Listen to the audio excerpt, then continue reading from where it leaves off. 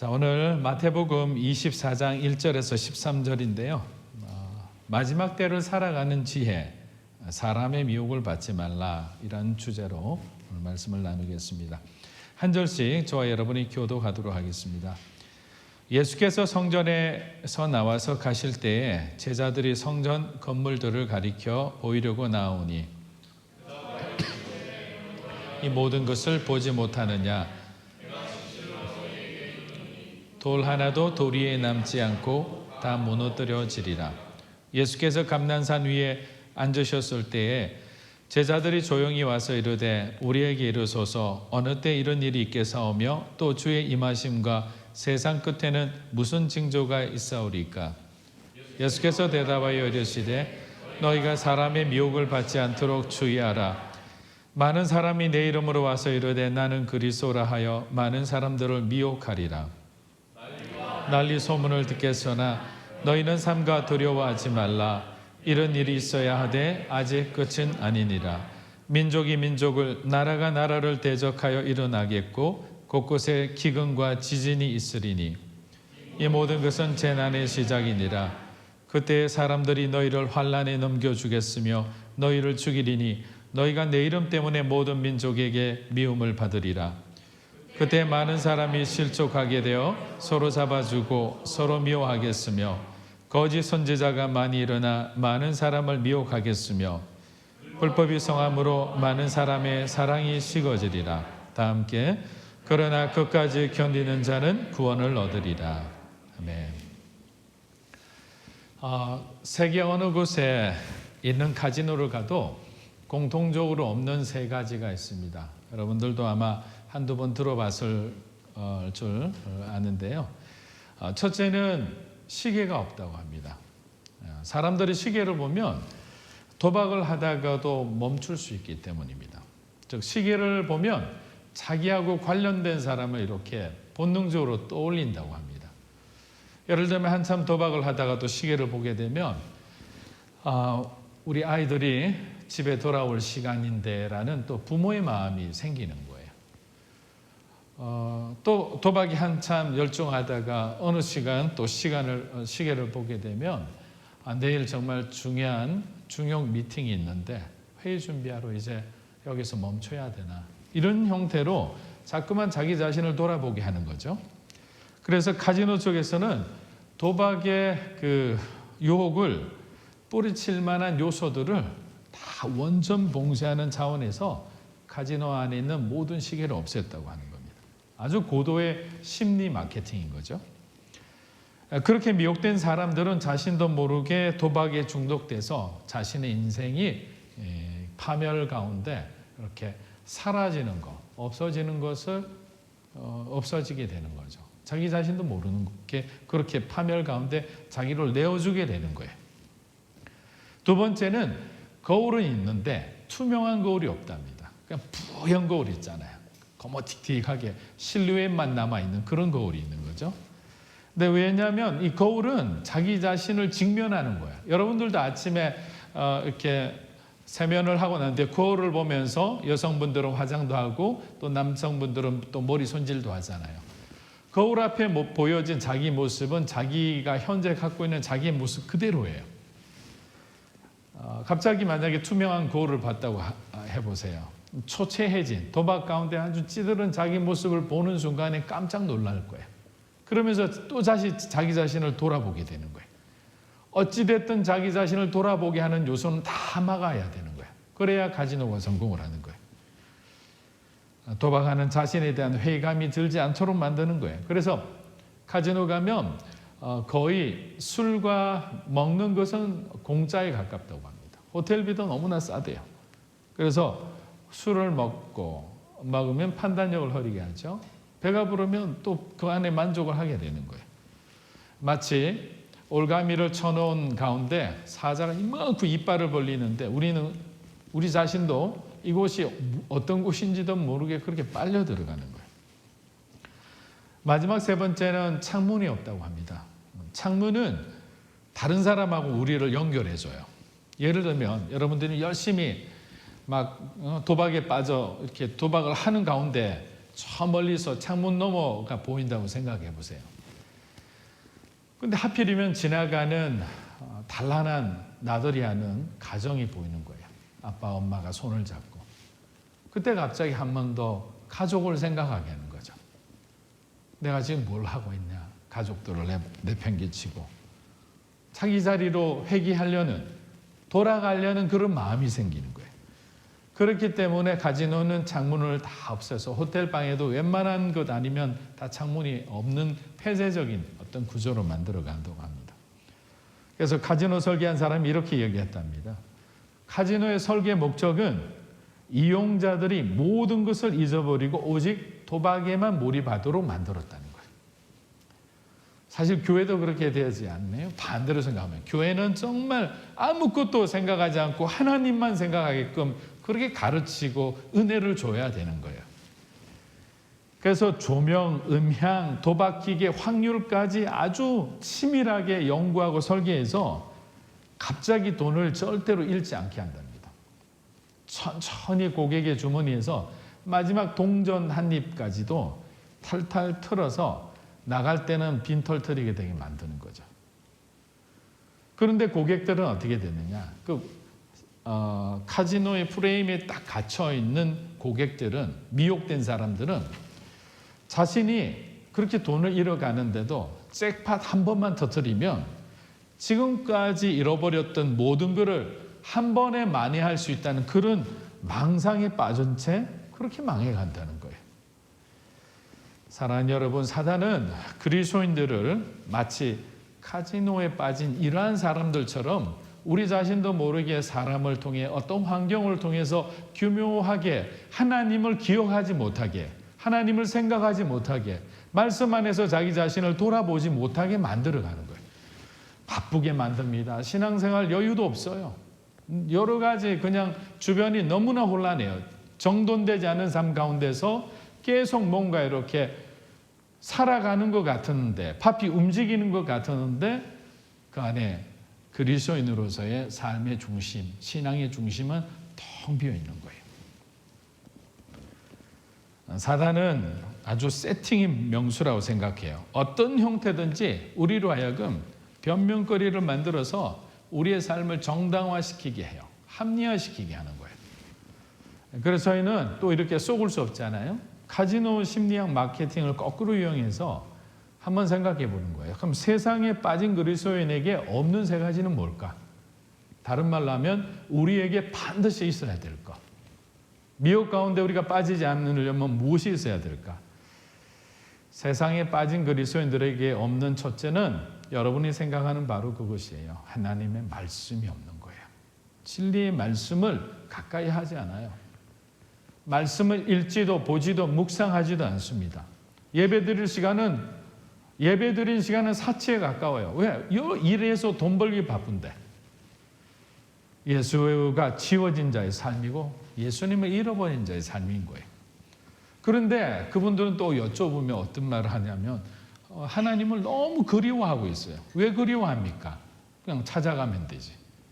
만나가서 예배 시간 가서 주님을 찬양하고 신앙 고백하고 또 하나님이 원하시는 그런 봉사의 삶, 섬김의 삶을 하고 어렵더라도 정말 작은 예물을 드리면서 믿음의 생활을 쌓아가면 되는 거예요. 그런데 그건 하기 싫은 거죠.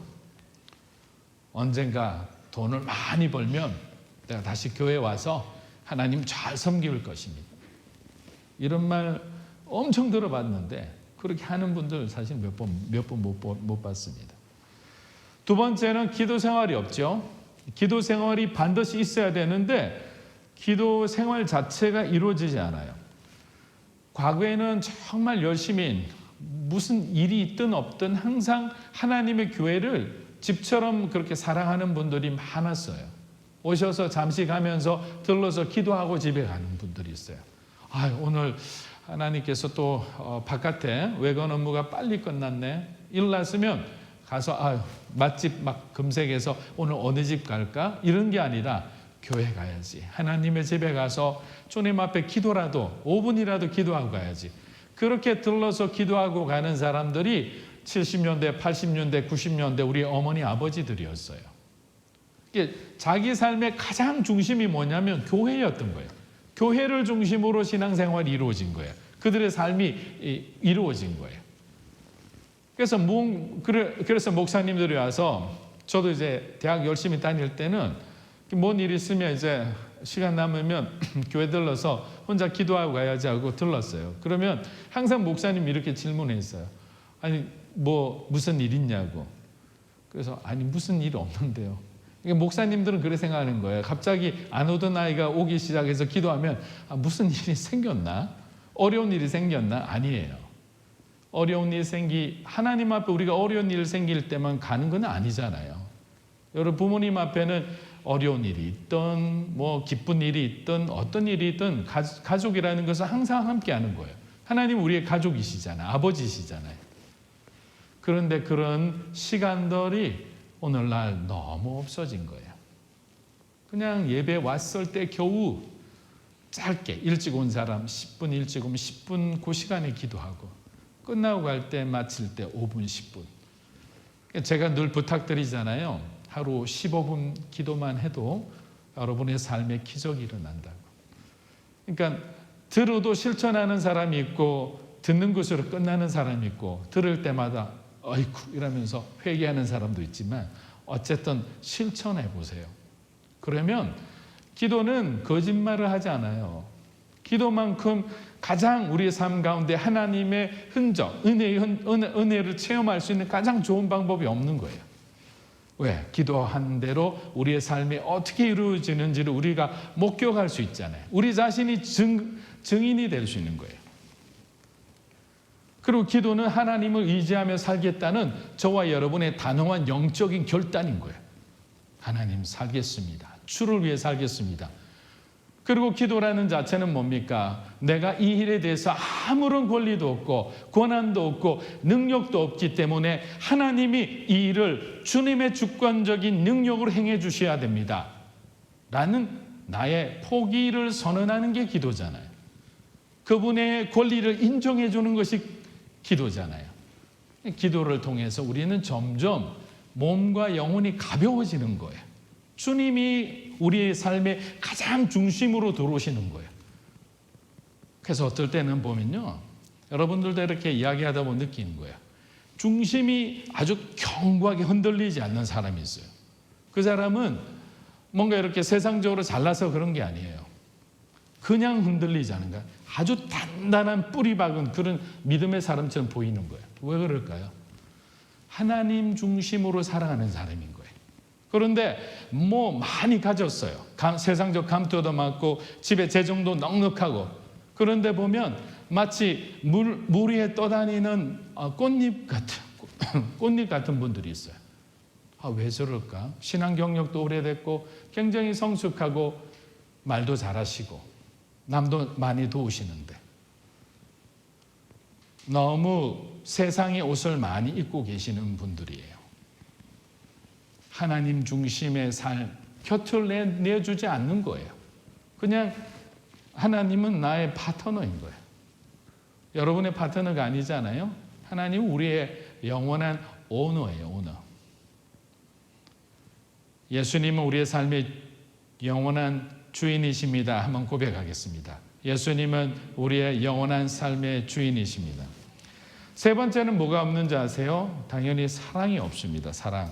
하나님은 사랑이신데 그 자녀 되면 그 자녀가에게는 흘러 들어와서 우리에게 사랑이 하나님의 사랑이 넘쳐야 되는 거예요. 보여줘야 되는 거예요. 함께 있는 사람이 느껴져야 되는 거예요. 그런데 느껴지지 않는다. 우리가 하나님보다 세상을 더 사랑하고 있게 된 거죠. 그러면 느껴지지 않습니다. 자, 오늘 본문 4절을 한번 보면서 본문을 보면서 조금 더 공부하도록 하겠습니다. 4절을 보니까 예수님께서 너희가 사람의 미혹을 받지 않도록 주의하라 라고 했습니다. 우리 4절 5절 한번 읽어볼게요. 시작. 예수께서 대답하여 이르시되 너희가 사람의 미혹을 받지 않도록 주의하라. 많은 사람이 내 이름으로 와서 이르되 나는 그리스도라 하여 많은 사람을 미혹하리라. 자, 사람의 미혹이라 말씀하시고 난 뒤에 내 이름으로 와서 자신들이 그리스도라 속이는 자들이 등장할 것이다 라고 예언적으로 지금 말씀을 해주고 계시죠. 예수님이 친히. 여러분 잘 알다시피 마태복음 24장은 종말을 다루고 있어요. 앞으로 종말에 일어날 그런 여러 가지 징조들, 그 중에 하나로 적그리스도의 등장을 얘기하고 있는데, 그 그리스도의 옷을 입은 자들은 우리가 여기서 하나 분별해야 될 것은 사람이라는 거예요. 이게 신이 아닙니다. 마귀도 아닙니다. 사람을 마귀도 이용하는 거고요. 하나님도 신실한 사람을 통해 하나님의 일을 하는 거예요. 그렇기 때문에 항상 우리 가까이 누군가가 찾아왔을 때는 이유 없이 그때는 잘 분별하면 되는 거예요. 기도하고 분별하고. 그래서 하나님께서 내 마음에 평안을 주시고 또 많은 사람들, 기도하는 사람들을 통해서 하나님께서 내 마음에 뭔가 평안과 확신을 준다면 우리는 움직일 수 있어요. 그런데 환경은 너무나 열려 있는데 우리 마음에 평안이 없어요. 뭔가 조바심과 불안함이 있어요. 그러면 조금 더 기도해 볼 필요가 있는 거죠. 또 환경도 열리는데 마음도 평안하다. 그냥 가시면 되는 거예요. 하나님이 주시는 기회라고 저는 생각을 합니다. 그런데 충분히 사단도 매력적인 모습으로 우리한테 다가오는 거예요. 그냥 다가오는 게 아니야. 똑같이 능력을 가지고 있고요. 똑같이 하나님의 일을 하던 것처럼 기사와 표적이 드러나요. 그게 데살로니가 후서 2장 9절에서 12절인데 우리 다 함께 읽어보겠습니다. 시작. 모든 능력과 표적과 거짓 기적과 불의의 모든 속임으로 멸망하는 자들에게 있으리니 이는 그들이 진리의 사랑을 받지 아니하여 구원함을 받지 못함이라. 이러므로 하나님이 미혹의 역사를 그들에게 보내사 거짓 것을 믿게 하심은 진리를 믿지 않고 불의를 좋아하는 모든 자들로 하여금 심판을 받게 하려 하심이라.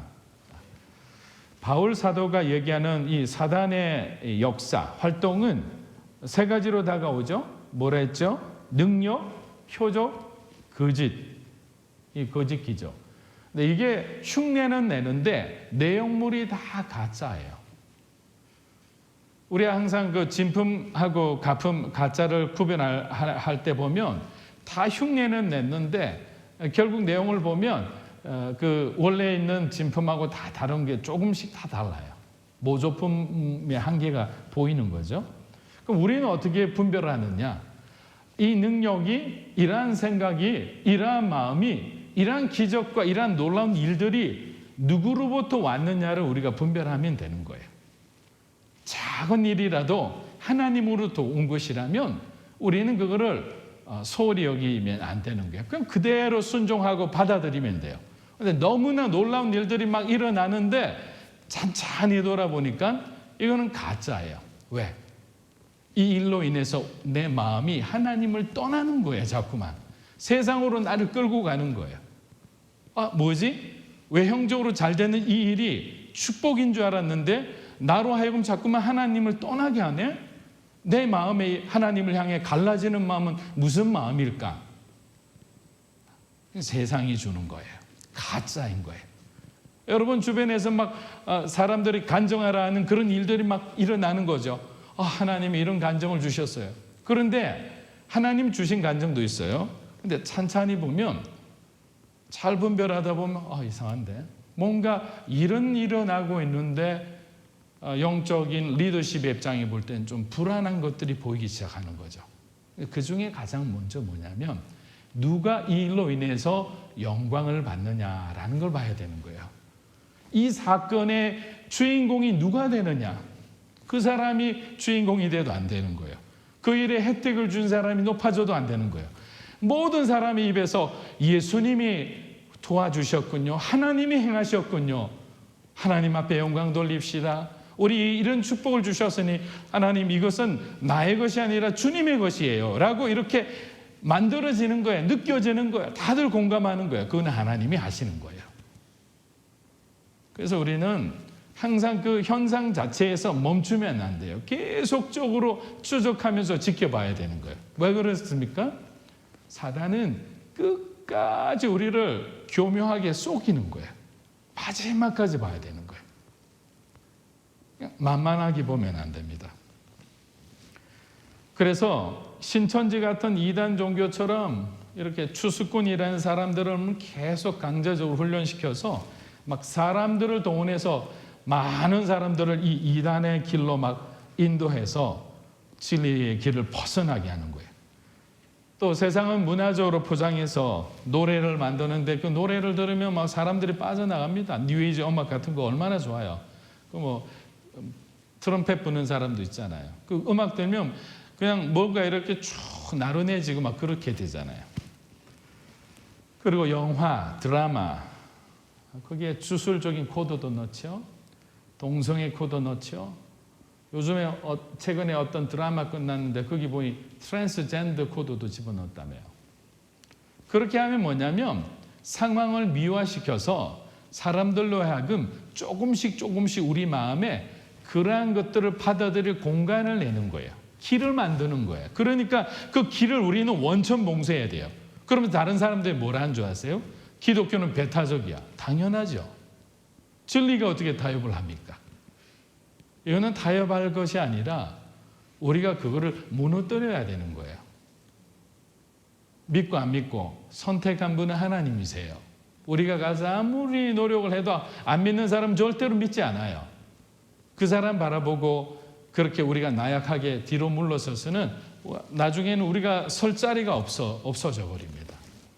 싸워야 될 땐 싸워야 되는 거예요. 그리고 인본주의라는 이 프레임으로 다가오는 것은 저와 여러분이 잘 분별해야 됩니다. 인간의 존엄, 이게 하나님 앞에서 뭘 내세울 거예요? 인간의 존엄을 내세우면서 인본주의로 우리가 빠지기 시작하면 그 인본주의 안에는요, 신의 영역, 하나님이 들어갈 공간이 단 한 평도 없습니다. 제가 확실히 말씀드려요. 한 평도 내어주지 않아요. 그만큼 무서운 겁니다.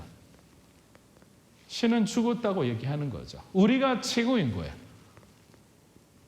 인류의 이런 거 다 있잖아요. 세계화, 다 무서운 말들입니다. 저는 오늘 조금 더 실질적인 얘기까지 조금 더 할 예정인데요. 일단 데살로니가 후서 2장 12절을 한번 볼게요. 2장 12절 시작. 진리를 심판을. 자, 이런 사람은 심판을 받을 수밖에 없어요. 왜? 진리를 믿지도 않고 오히려 현혹하잖아요. 하나님의 심판은 준엄합니다. 말씀하신 대로 그대로 행해지는 거예요. 우리 자녀들이 이제 더 이상 세상으로 나가지 않도록 우리가 필사적으로 기도해야 되는 거예요. 눈물로 기도해야 되는 거예요. 한번 빠지면 돌아올 때 너무나 많은 데미지를 입고 돌아오잖아요. 그럴 필요가 없는 거예요. 그래서 저는 이렇게 말씀드리고 싶어요. 교회 울타리 밖을 벗어나지 못하는 너무 순진한 크리스찬들이 많아서는 안 된다. 너무 울타리 안에서 우리끼리만 좋아해서 세상 물정 아무것도 모르고 어떻게 돌아가는지 모르고 분별하지도 못하고 그냥 하나님이 맹목적으로 어떻게 해 주실 거야 라고 생각하면 천만의 만만의 말씀이죠. 세상이 어떻게 생각하는지를 알아야 되는 거야. 복음을 우리가 잘 흡수하고 소화해서 이것을 잘 맛있게 만들어서 그들의 언어로 우리는 복음을 전해야 되는 거예요. 그들이 먹을 수 있도록. 식당 할 때 어떻게 합니까? 내가 좋아하는 거 내 방식대로 잔뜩 만들어서 먹을 사람 먹어라. 그럼 뭐 그런 사람들 좋아하는 사람 오겠죠. 청양고추 엄청 넣어서 막 입에 대기만 해도 불이 나는 거. 아, 이거 너무 매운데 이거 보세요. 맵다고 해놨죠. 매운 거 싫으면 가세요. 뭐 그런 사람도 있어요. 제가 어떤 식당 갔더니 아, 너무 매운데 이거 맵다고 적혀 있는데 왜 맵다고 했는데 그걸 불평불만 하냐고. 여러 가지가 있는 거예요. 그런데 그들이 먹을 만하게 만들어서 주면 처음에는 뭔지 모르다가 먹고 나면 맛은 없는데 자기가 건강해지는 걸 느껴요. 그러면 또 찾습니다. 또 옵니다. 그때 우리는 문을 살짝 열어서 나중에 뒷문을 탁 닫아버리면 되는 거예요. 그러면 이제 뭐 빠져나올 수도 없어요. 예. 하여튼 우리는 그런 생각을 좀 해야 되는 거예요. 영적으로 좀 긴장해야 되고 너무 순진하게 있어서는 안 돼요. 자, 21세기 인류 문명은 요즘 이런 말이 잘 회자되잖아요. 코로나 사태 이전과 이후로 갈라지게 될 것이다 라고 많은 인류학자, 미래학자들이 얘기를 하고 있어요. 우리는 당연히 크리스찬 학자들의 전망에 대해서 귀를 기울여야 됩니다. 하지만 세상 가운데 아주 탁월한 어떤 석학이라는 사람들이 세상의 관점에서 볼 때 어떻게 진단하고 있느냐를 병행해서 같이 균형 있게 봐야 되는 거예요. 여러분도 아시는 분도 있을 거라 생각해요. 이스라엘에 유명한 학자이자 히브리대 교수인 유발 하라리라는 사람이 있어요. 이 사람이 얘기한 게 요즘 세계인들 가운데 화제가 되고 있죠. 근데 그 사람이 이렇게 얘기하더라고요. 이제 앞으로 인류는 전체주의적인 감시 사회로 가든지 시민 자율 사회로 가든지 양극화될 거다. 이 말은 뭐냐면 중국의 케이스는 아주 중앙정부 통제로 인하여 코로나 사태를 어느 정도 진정시켰다. 이렇게 보는 거잖아요. 그러니까 이제 통제 사회가 국가 주도 통제 사회가 되는 거죠. 그런데 대만이나 홍콩이나 그다음에 싱가포르나 또 한국 같은 경우는 시민의 어떤 자율적인 어떤 참여와 소통을 통해서 어느 정도 긍정적인 효과를 거두었다고 하는 케이스들이에요.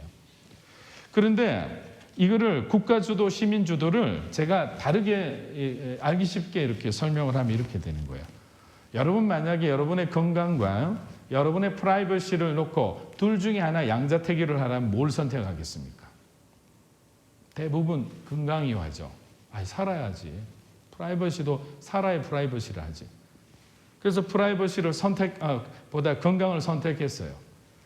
그런데 갑자기 자기의 삶에 자유가 완전히 거의 없어짐을 느끼는 거예요. 모든 게 자기 움직이는 모든 데이터가 국가가 다 알게 되고 국가가 통제하기 시작하고 어느 날 갑자기 국가에서 얘기하는 데만 우리는 가서 뭘 먹어야 돼요. 이렇게 되는 거예요. 그러면 과도한 침해 가운데 저항이 일어난다는 거예요. 그래서 또 그 자유를 갈망하게 된다는 거죠. 그러니까 이 말은 감시 사회가 되든 시민 자율 사회가 되든 코로나 이후로 이제는 국가 안에서 엄청난 혼돈이 올 거라는 거예요. 그 혼돈의 과정을 우리는 겪어야 된다. 그리고 마지막에 이렇게 이야기합니다. 이 폭풍이 지나가고 인류는 어떻게든 살아남을 것입니다. 우리들 대부분은 여전히 살아있을 것입니다. 하지만 우리는 지금과는 분명히 다른 세상에 살아갈 겁니다. 종말이 올수록 더 세상은 어려워지고 혼돈은 심각해집니다. 이거는 사실입니다. 팩트입니다. 왜냐? 주님이 말씀하신 거예요. 24장 9절에서 10절 우리 다시 한번 읽어보겠습니다. 시작. 그때에 사람들이 너희를 환난에 넘겨주겠으며 너희를 죽이리니 너희가 내 이름 때문에 모든 민족에게 미움을 받으리라. 그때 많은 사람이 실족하게 되어 서로 잡아주고 서로 미워하겠으며. 저는 지난번에 그 특공대 훈련하면서 극한의 상황에서 극도의 이기주의로 변해가는 저의 모습을 보고 또 다른 동료들도 그렇게 된다고 얘기를 드렸어요. 자, 글로벌 연대다, 연합이다 이런 거는 평상시 상황이 심각하지 않았을 때는 충분히 가능한 얘기예요.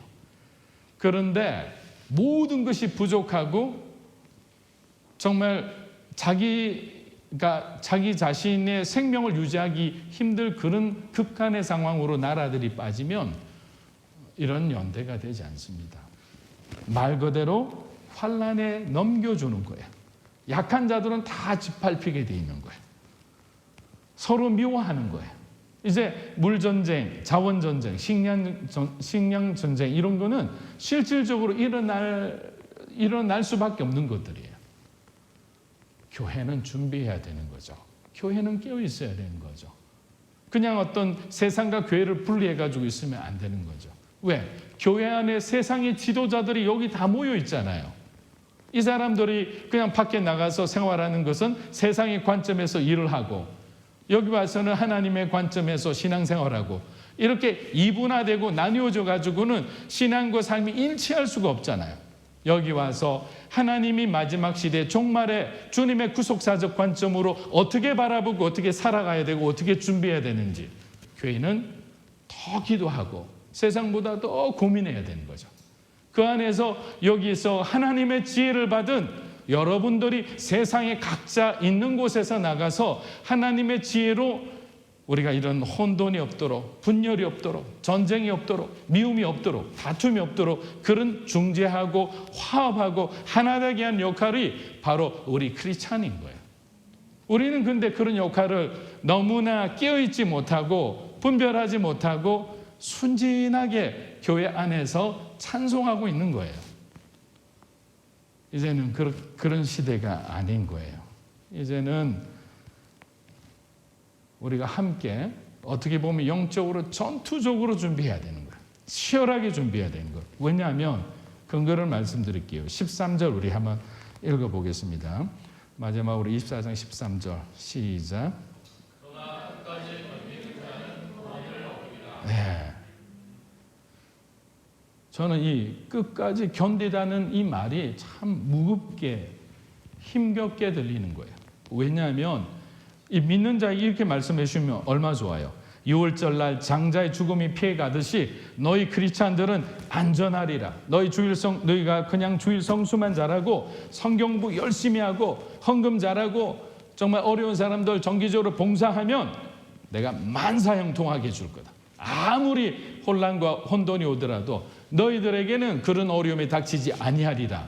주님은 이렇게 말씀하지 않았어요. 견디라고 합니다. 마지막까지 포기하지 않고. 이 말은 뭐냐면 이른 비 늦은 비 똑같이 악인 선인에게 내려오듯이 이 어려움은 믿는 자와 믿지 않는 자에게 동일하게 닥치는 어려움과 혼란과 고통이라는 거예요. 그래서 깨어 있어야 되는 거죠. 왜? 우리도 견뎌야 될 만큼 힘이 드는 상황을 맞이할 수밖에 없는 거예요. 마지막 세대는 능력 그리스도인들이 피하는 거예요. 파워 크리스찬의 시대가 오는 거예요. 여러분들이 이제 기도할 때마다 뭔가 기적 같은 일들이 일어나야 되는 거예요. 치유가 받고 치유가 일어나고 여러분의 영혼이 회복되고 기도했을 때 사단의 그 모든 저주의 건들이 완전히 끊어지고 뭔가 움직이는 곳마다 홍해가 갈라지고 요단강이 갈라지듯이 역사가 일어나는 시대가 와야 되는 거예요. 그러려면 저와 여러분이 하나님 앞에 지금처럼 달려가서 되겠습니까? 우리의 삶의 언저리 가운데서 그냥 머물러서 이거 하나 가지고 그냥 씨름하고 그냥 누구 말 한마디 가지고 시험 들고 이래서는 안 되는 거잖아요. 깨어 있어야 됩니다. 주님만을 바라보고 생명의 말씀을 우리가 소유한 자는 이겨낼 수 있는 거예요. 그래서 시편 1편 1절 2절 말씀 우리 읽고 마치도록 하겠습니다. 왜? 이곳에 답이 있는 거예요. 시작. 복 있는 사람은 악인들의 꾀를 따르지 아니하며 죄인들의 길에 서지 아니하며 오만한 자들의 자리에 앉지 아니하며 오직 여호와의 율법을 즐거워하며 그의 율법을 주야로 묵상하는구나. 자, 말씀이 우리에게 분별력을 주고 말씀은 에베소서 6장 말씀처럼 가장 세상이 두려워하는 사단이 두려워하는 금이 되는 거예요. 우리에게 가장 큰 공격 무기가 됩니다. 하나님의 말씀으로 세상과 사람으로부터 오는 모든 미혹으로부터 승리하고 하나님 나라를 완성하는 데 귀한 일꾼으로 쓰임받기를 주의 이름으로 축원합니다. 아멘. 우리 하나님 앞에 기도하며 나아가겠습니다.